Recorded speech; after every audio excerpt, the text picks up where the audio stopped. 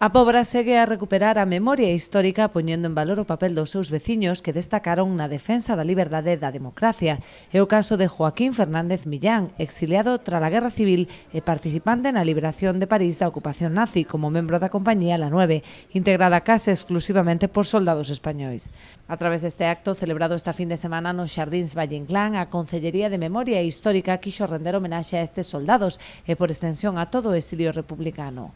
Neste contexto de desterro e resistencia surxe a compañía La 9, un contingente de valentes formados na súa maioría por republicanos españois que se uniron ás forzas da Francia Libre durante a Segunda Guerra Mundial. Non soamente combatiron contra o fascismo en chan estranxeiro, senón que foron protagonistas duns momentos máis simbólicos da historia europea contemporánea, a liberación de París en 1944. É importante recordar que La 9 foi a primeira unidade aliada en entrar na capital francesa ao frente das tropas que puxeron fin á ocupación nazi. Aqueles combatintes que deixaron as súas pegadas no deserto africano e nas costas de Normandía entraron en París conducindo vehículos que levaban nomes como Madrid, Guadalajara e Don Quijote.